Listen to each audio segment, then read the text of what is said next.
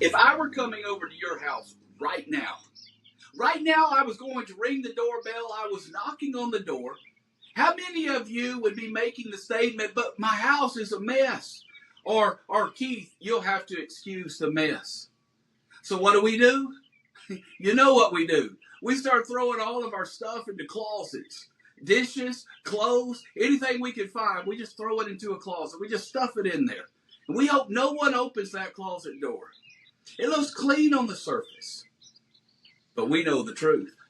I'm afraid we do know that we do the same thing with our lives. We go through our life pretending like everything's okay. And if we were just as concerned about people seeing our spiritual lives like we are about our house, maybe we would be making some changes in our lives. Because oftentimes we hide the emotional, we hide the spiritual, we hide the moral messes in our closets of our hearts. It's out of sight, out of mind, hoping that no one notices. But God sees every room.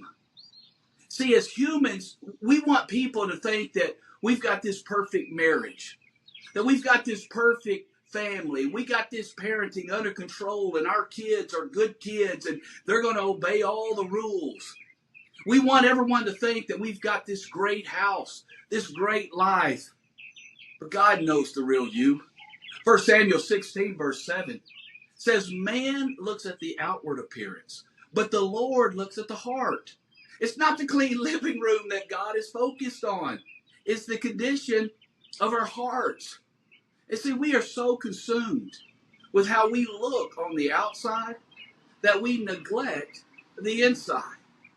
The writer of Psalm 139, verses 23 and 24, he wrote, search me, O God, know my heart. See if there is any offensive way in me. You see, we need to take the attitude just like we need to take with our houses as far as cleaning it. Let God open the closet doors and help you clean them out. You see, because once we do that, then we can start beginning to keep our house clean just a little bit at a time. When we make a mess, we can clean up that little mess. We can make that right, and it doesn't become more than we can bear. You see, we just do a little bit at a time, and we're ready for the visitors. You see, we need to do the same thing spiritually.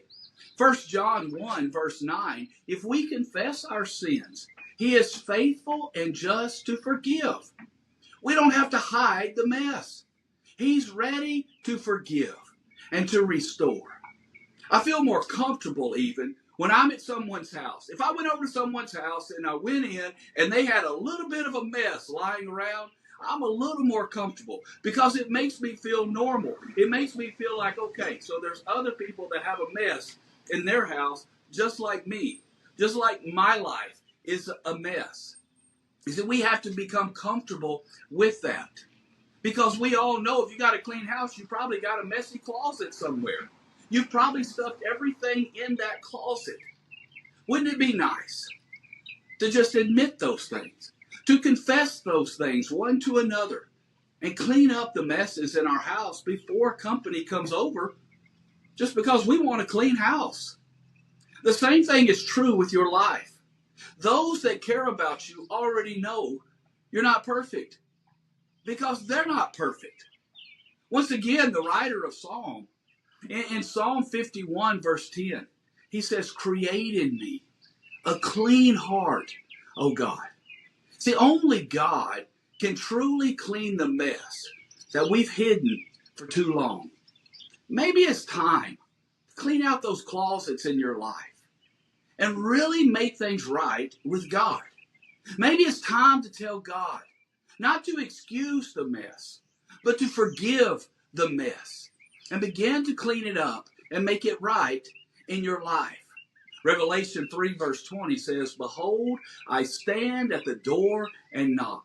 If anyone hears my voice and opens the door, I will come to him and eat with him and he with me.